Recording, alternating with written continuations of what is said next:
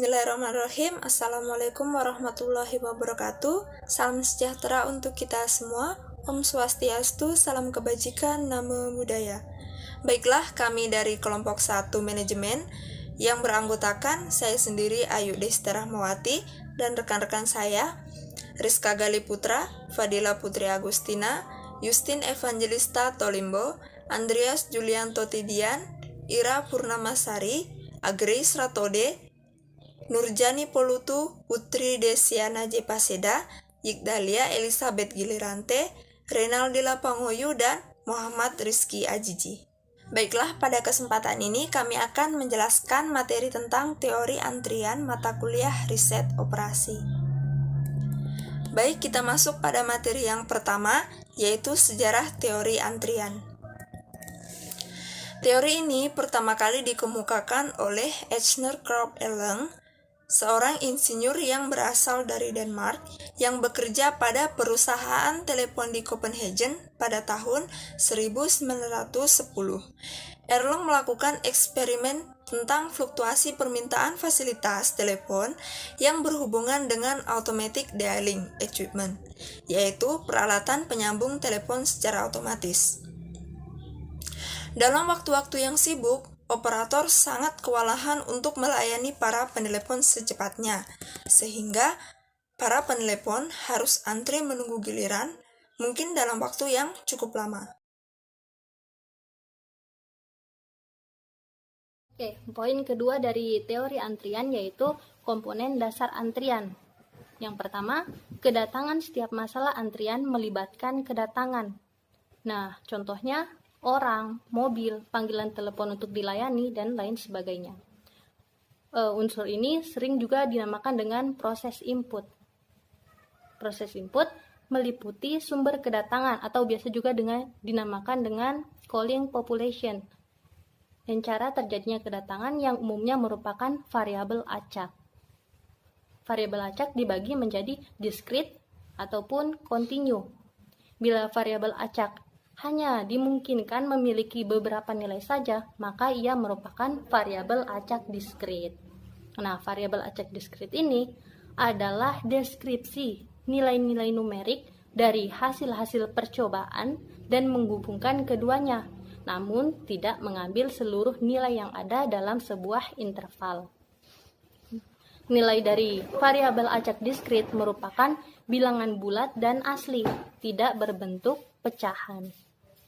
Yang kedua, pelayanan dapat dilakukan oleh satu atau lebih fasilitas pelayanan, di mana masing-masing dapat memiliki satu atau lebih saluran pelayanan yang disebut dengan server ataupun saluran.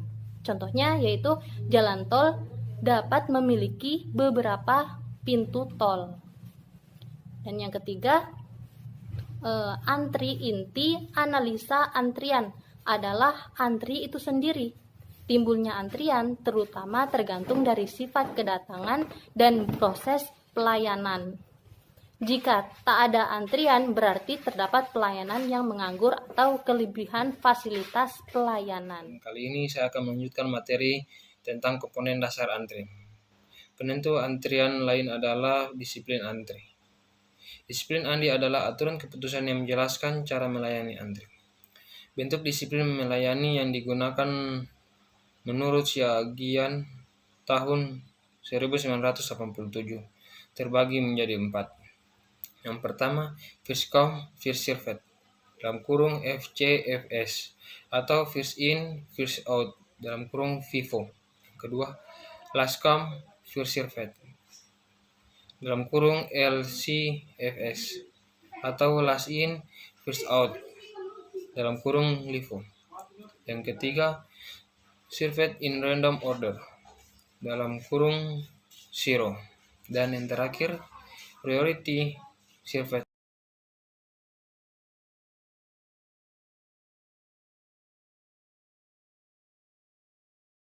Struktur antrian.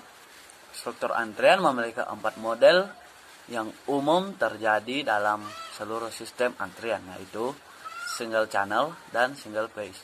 Single channel berarti hanya ada satu jalur yang memasuki sistem pelayanan atau ada satu fasilitas pelayanan. Single phase berarti hanya ada satu pelayanan, single channel dan multi phase.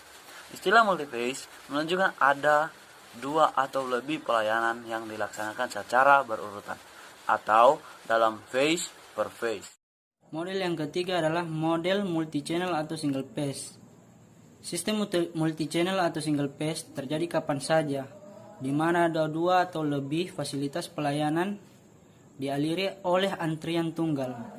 Sebagai contoh model ini adalah antrian pada teller sebuah bank. Model yang keempat adalah channel atau multi-phase. Sistem multi-channel atau multi-phase ditunjukkan dalam contoh registrasi para mahasiswa di universitas. Pelayanan kepada pasien di rumah sakit, mulai dari pendaftaran diagnosa, penyembuhan sampai pembayaran. Setiap sistem-sistem ini mempunyai beberapa fasilitas pelayanan pada setiap tahapnya. Adalah segala kegiatan layanan yang dilaksanakan oleh suatu instansi sebagai upaya pemenuhan kebutuhan masyarakat, serta memberikan pelayanan yang sebaik-baiknya kepada masyarakat dan berorientasi kepada kebutuhan masyarakat. Dari pengertian tersebut, mekanisme pelayanan dapat dibagi menjadi 3. Yang pertama, tersedianya pelayanan, yaitu menyediakan suatu layanan untuk pemenuhan kebutuhan seseorang dan dapat membantu menyiapkan atau mengurus apa yang diperlukan oleh orang tersebut. Yang kedua, kapasitas pelayanan. Kapasitas dari mekanisme pelayanan diukur berdasarkan jumlah langganan yang dapat dilayani secara bersama-sama. Yang ketiga, lamanya pelayanan. Lamanya pelayanan adalah waktu yang dibutuhkan untuk melayani seseorang pelanggan atau satu satuan. Penjelasan model-model antrian. Tanda pertama, notasi selalu menunjukkan distribusi tingkat kedatangan. Dalam hal ini, menunjukkan tingkat kedatangan mengikuti suatu distribusi probabilitas Poisson. Tanda kedua menunjukkan distribusi tingkat pelayanan. Lagi, M menunjukkan bahwa tingkat pelayanan mengikuti distribusi probabilitas Poisson. Tanda ketiga menunjukkan jumlah fasilitas pelayanan dalam sistem. Model di atas adalah model yang mempunyai fasilitas pelayanan tunggal. Dalam mengelompokkan model-model antrian yang berbeda-beda, akan digunakan suatu notasi yang disebut Kendall's notation. Notasi ini sering dipergunakan karena beberapa alasan. Yang pertama, karena notasi tersebut merupakan alat yang efisien untuk mengidentifikasi tidak hanya model-model antrian, tapi juga asumsi-asumsi yang dipenuhi. Pengertian teknik simulasi. Menurut Hasan tahun 2002, simulasi merupakan suatu model pengambilan keputusan dengan mencontoh atau mempergunakan gambaran yang sebenarnya dari suatu sistem kehidupan dunia nyata tanpa harus menjalankannya pada keadaan yang sesungguhnya. Adapun 5 kelebihan teknik simulasi yaitu 1.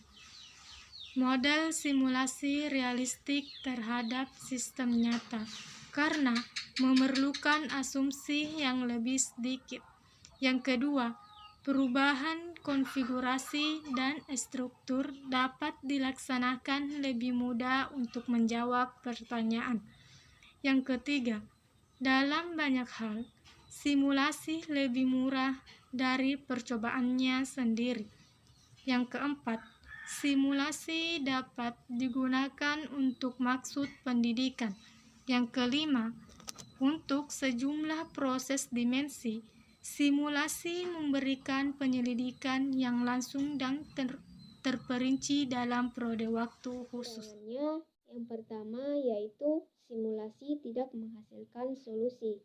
Yang kedua, model simulasi yang baik dan efektif itu sangat mahal dan membutuhkan waktu yang lama dibandingkan dengan model analitik.